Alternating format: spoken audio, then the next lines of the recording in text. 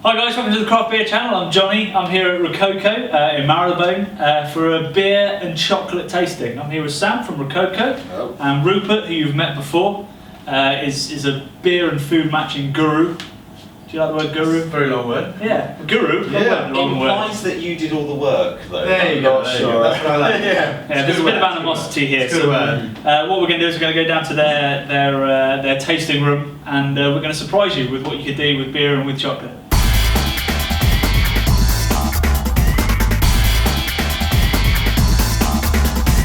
Okay, so we're down here in Rococo's chocolate dungeon. We've got 6 beautiful beers lined up, 6 beautiful chocolates. We'll get cracking. What have we got first? Cool, so the first chocolate we're starting with is this one here. This is a white chocolate, and this has actually been voted the best flavoured white chocolate in Europe at the moment. So it's white chocolate with a little bit of green cardamom just blended through. And what we're going to do with that? we are going to blow our heads off by having a wonderful beer called Duvel. Duvel stands for devil. It's from Flanders, and it's 8.5. And it's got, although it's very, very blonde, it looks like a lager. Actually, it's an ale. And it's got really big, sort of delicate flavours of lots of dry hop behind that, a bit of green pear, maybe a bit of clove and spices. So it's a really complex beer, and I'm hoping the complexity of the beer will actually mirror nicely the actual delicacy. So there's some sweetness with the white chocolate and then some savoury with the cardamom. Yeah, indeed. Yeah. Okay, let's give it a go. So it's always a really big head on this beer. Beautifully brewed. It's a very, very delicate colour. Thank you. What I usually recommend when you're having chocolate and beer is usually having a little sip of the beer first, then having the chocolate then actually melt across the palate, so you're getting all those flavours, and then doing the beer again, so then you get Twice a the little beer. bit of both. Absolutely. Cheers. So it's green cardamom, so it's really light and fragrant. I want to get coming together, the freshness of that counterbalances some of the sweetness, so it actually brings out a little more of the sparkle coming through from the beer. It's sort of, it cleanses the palate. You get all the floriness, and then the sweetness comes back with the chocolate again. And actually takes away some of the sweetness of the beer, so you actually get fuller of the flavour coming through. Yeah, so you've got some of the sweetness, as we say, but also the dryness of the hop really acts as the foil. So otherwise, what we don't want is something that's too pleasant, too nice. We want to have a bit of attitude behind this as well. That's why I think the whole thing is a mixture of the contrast and the complement at the same time. And it's a great starting point because it really points out how different you can be when you're comparing chocolate and beer, and make it just pop straight from the gut. Okay, so on to chocolate number 2. Sam, I gather you're quite excited about this one. I love this chocolate. This is one of our newest chocolates. It's a milk chocolate, but then it's done with salted and caramelised almonds chopped through.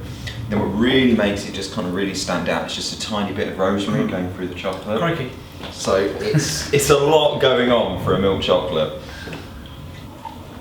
So to go with it, we used the Hogsback TEA from near Guildford on the Hogsback. And the nice thing is they use 2 hops they buy from their neighbouring hop farmer. So it really is down to localism. And this is a traditional English ale, that's what TEA stands for. And in a way it's rather an old-fashioned British brew. And rather than all the new hoppy, really shrill American hops which are being used in this country at the moment, this uses Goldings and Fuggles, so low power, delicacy, and nice easy flavours. And what they're trying to do is not so much to show the hop, to use the hop as the backbone, and they're trying more to show the sort of succulence really of the barley. I mean, the character of the tea is completely changed by coming with the chocolate. It's much more savoury, and I think maybe you get a little bit more of the hop through doing it, but it's all balanced because it matches with the malts. And again, it's because you've got that really nice fragrant rosemary just coming on just at the finish, that's just sort of pushing that forward a little bit more. This is chocolate number 3, which is what I'm really excited about. Yeah, well, this is our biggest selling chocolate. This is absolutely wonderful. It's our Anglesey salted caramel. So you've got a 37% caramelised milk chocolate blended with Anglesey sea salt and then just dusted with a little bit of cocoa powder on the top. Biggest seller, absolutely stunning. And we're pairing it with? Pairing with Innisfree Oak Aged Beer, Innisfree from Scotland. Originally founded by mistake trying to age whiskey barrels, bourbon barrels when they came in, having been used once for bourbon, trying to use them for whiskies. And by mistake they realised that by putting the beer into the oak, all sorts of flavours from the oak came out into the beer, which they never realised they were going to do. That wasn't the intention, just intended to age. They wanted to flavour the barrel, flavour the barrel. And also it in a way, it was one of the earliest brews to challenge what goes on before and say, if the wine boys can make their Merceau taste buttery by actually putting it in oak, if all these people are so concerned whether they have once used, twice used, what sort of bit of the forest they're actually getting their tree from, why can't the beer people do that as well? So what we're doing with the actual caramel as well, it's like sea salt caramel is such a big thing now. And basically what it is then you get the sweetness and saltiness at the same time. Basically you're knocking both of those out. So it means you get some of those gorgeous kind of butterscotch flavours coming through that also brings out some of that malt. So what happens really for me is I suppose you have got the slightly the oaky vanilla, but also you've got a bit of the bourbon notes as well coming through, a lot of sweetness there.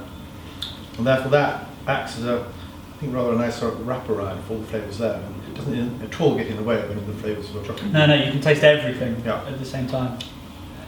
And just that little bit of cocoa powder as well. Just that almost preparing your palate. It's almost like when you have a really hoppy beer and it makes you thirsty for another gulp, you immediately make yourself go, well, I need a drink now, because you've got all this very dry cocoa powder and you knock it back and it's... Well, that's why we have another one, you see. There's two of them. The other thing I like is that I first started dealing with Rococo 30 years ago when I had a dry cleaning shop called Starchy. And when I was having a dry cleaning shop, we actually bought Rococo Chocolates. And the reason we bought them, one, they were blooming delicious. Two, they made your shirts filthy. Exactly the same as happening here. As you can see, it's the wonderful apron. Yeah. So there was method in our madness. Yeah. And they saw a letter from me 30 years ago saying how bloody wonderful their chocolates were. You ought to strip your shirt off and rub over your chest, because all those, the warmth of your body will actually release so many of the flavours. Sexy. Strong index fingers. That might be my thumb.